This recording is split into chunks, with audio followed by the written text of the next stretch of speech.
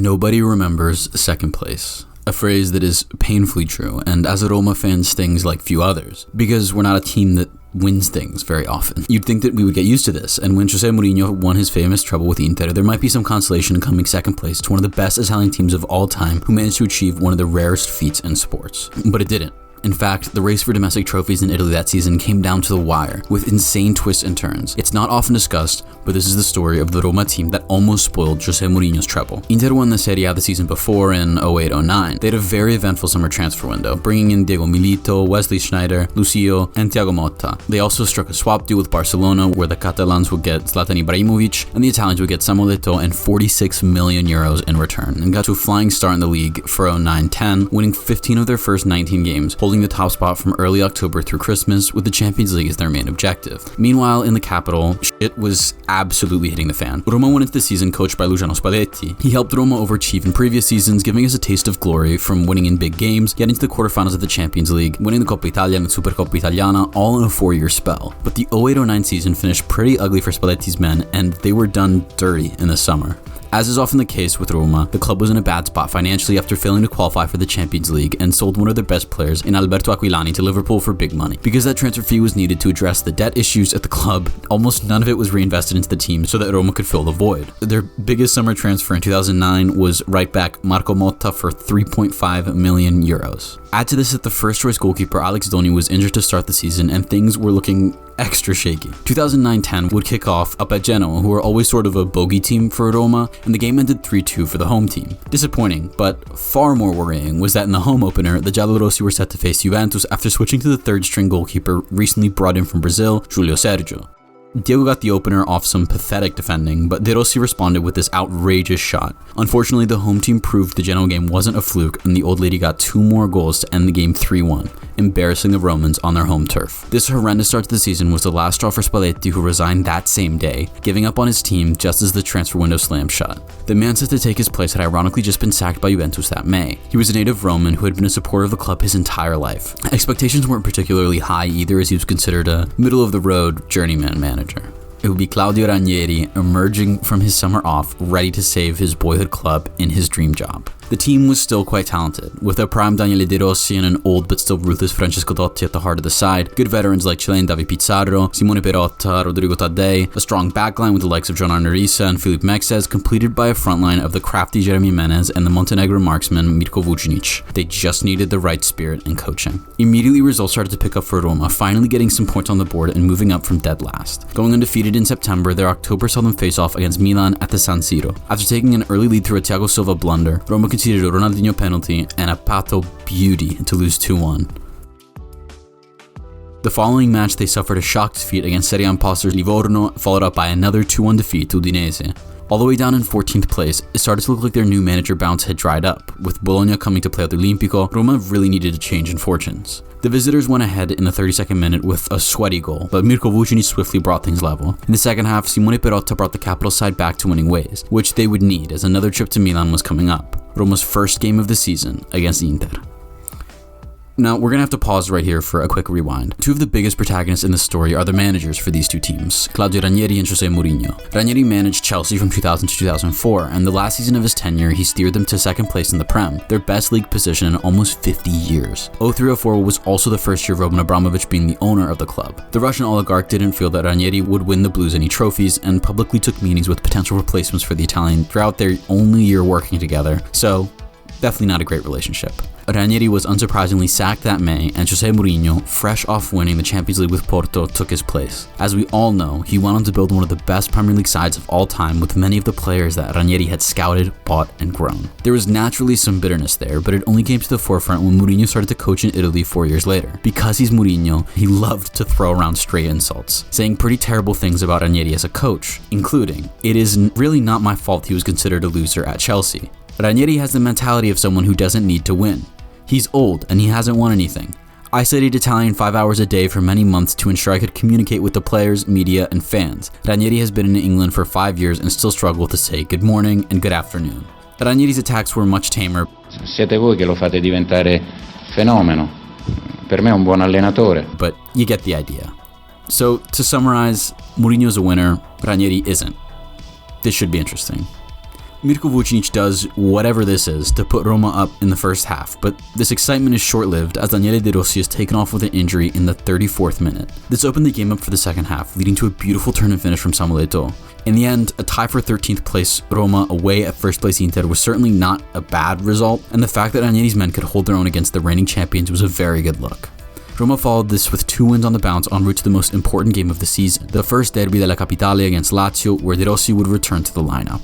With Roma in 9th and Lazio in 15th by early December, both teams wanted to prove that they had more to offer.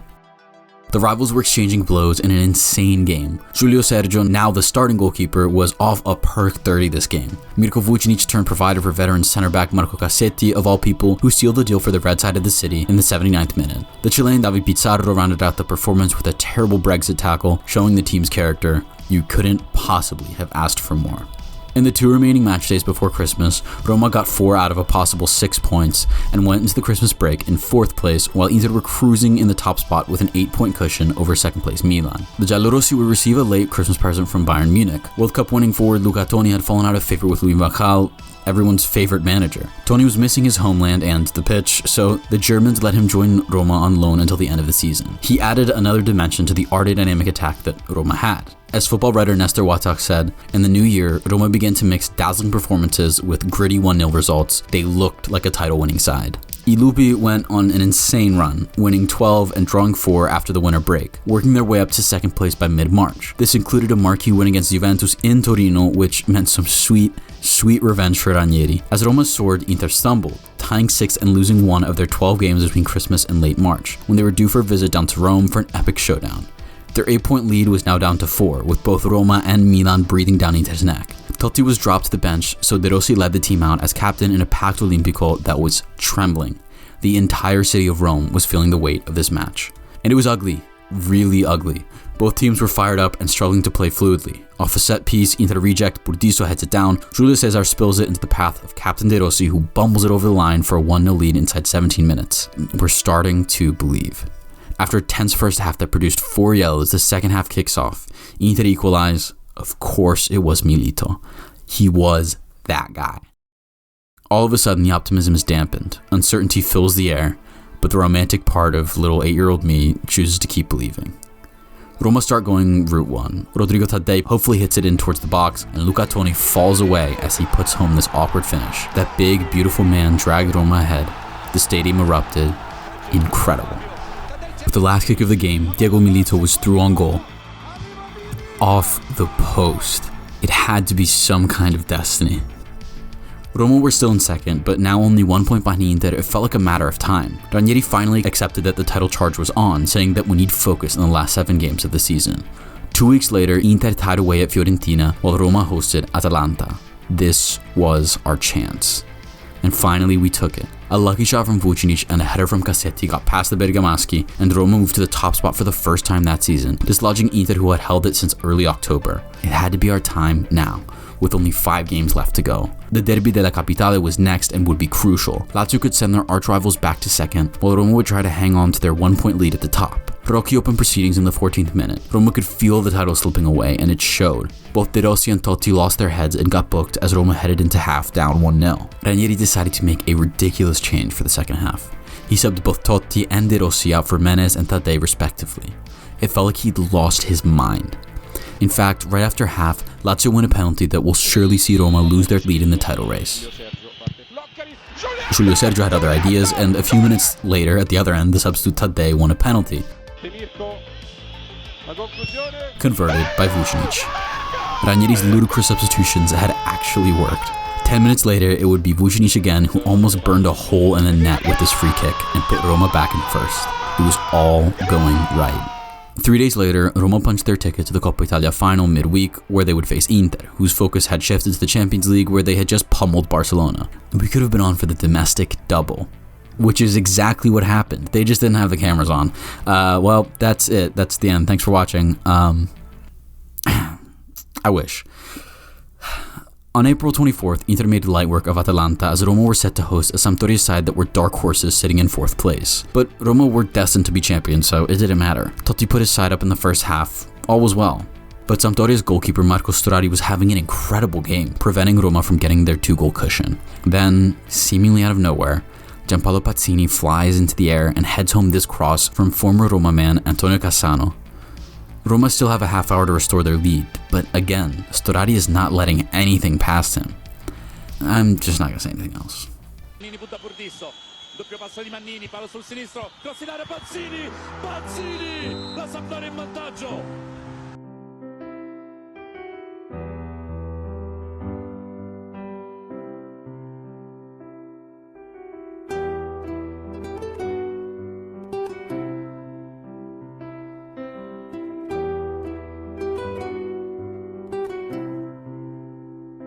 That was it.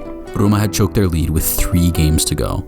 They won their next game against Parma, but in an unreal act of pettiness, Lazio fans threatened that they would beat up their own players if they didn't roll over and take defeat against Inter, because anything would be better than seeing their arch rivals regain the top spot. This was all happening as Lazio weren't even mathematically safe from relegation. That's how desperate they were. Inter won 2-0. Lazio fans cheered when they got scored on and unraveled this "oh no" banner, which has kind of become like an iconic thing for them. It was a pretty ugly scene as Inter held onto their lead. Their gap remained at 2 points in the ensuing weeks, which meant that the Coppa Italia final on May 4th would be stop 1 of 3 for Inter on their road to the treble. The game was in Rome as always, and the Scudetto was technically still up for grabs. The only thing that stood in Roma's way of winning a trophy this year was Inter. Roma have their fair share of chances, but a Thiago Motta pass puts Milito one-on-one with Giulio Sergio, and we know who wins that battle. Il suo tiro, e gol, e gol, e gol, e gol, e gol, e gol, e gol, e gol, e gol, e gol, e gol, e gol, e gol, e gol, il principe, Inter in vantaggio! Ranieri subbed Totti on for the second half, hoping that he would inspire the team, but Mourinho's Inter were masters of seeing games out. Once they scored on you, you didn't stand a chance. In the 88th minute, a 19-year-old Mario Balotelli runs to the goal line, looking to make a scoring chance for Inter, and in a visceral embodiment of every Roma fan's angst, Totti does this. A straight red, the perfect summation of Roma's feeling at that point in time. It was violent, flailing, and did nothing to resolve the situation. At least in the league, Roma stuck to winning ways, meaning that on the final day, Inter still had a 2-point lead. They traveled to 19th place Siena, while Roma to 14th place Chievo. Quite a long shot, but this was our last hope. Roma looked hungry. All they could do was win by the largest possible margin, because if Inter tied, there was a gulf between them in goal difference. In the 40th minute, Vucinic latches onto a cross from De Rossi and thrashes it home. 5 minutes later, De Rossi turned scorer with this absolute piss missile. Roma went to halftime 2-0 up, while Inter are surprisingly tied at 0-0 with Siena, which felt impossible. Maybe an upset was on the horizon. After all, Siena gave Inter a tough time when they played earlier in the season, almost coming away from the San Siro with a draw. As the dream of taking home the Scudetto started creeping back into my mind, Zanetti slalomed through the Tuscans, and Milito did as Milito does. Like I said about a Mourinho team, at that point, you just knew it was over. 6 days later, Milito was at it again with a brace in Madrid to give Inter their treble, which was a great moment for Italian football, but as a Roma fan, it stung, because you just never know when you'll ever get that close again. Mourinho was the winner after all, and Ranieri was the loser. You really felt for De Rossi, who stuck with his club and gave his everything only to never win the league, and Totti, who kept fading in and out of the team but still finished as its top scorer.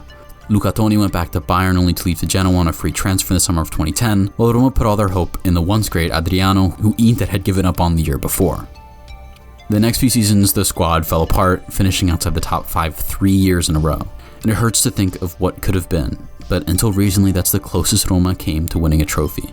Just to throw out a few stats to give you some perspective on how good this team was, Roma had a 24-match unbeaten run, and under Ranieri took 40 of the first 48 points available. So yeah, this was a tough one, but it's also one of the first seasons of football that I really remember following, so there's that. Also, here's a clip that always makes me laugh. Mi fa male la gamba ancora, dice Balotelli. Io ho scritto sul messaggio, ti sei salvato che non ti ho preso bene, io ho detto. Also, there was a weak Europa League campaign in there that I just didn't mention because it's not very interesting. Well, if you made it this far, thanks for watching. This was a very personal video for me and also very long, so thanks for sticking around, and make sure to let me know what you thought of it in the comments. Until next time, Bye. E questa era la chiusa che volevi fare? Sì, giusto? perché se lui mi avesse fatto giocare non avrei reagito così. In quel modo, anche perché Lo avremmo facevi già al vinto. primo tempo. Ti chiedo scusa. Avremmo vinto, stavamo 2-0, sicuro 2-3-0. Avremmo vinto un'altra Coppa Italia. E se pensare al campionato? No, scherzo. No, è vero, è vero. Claudio,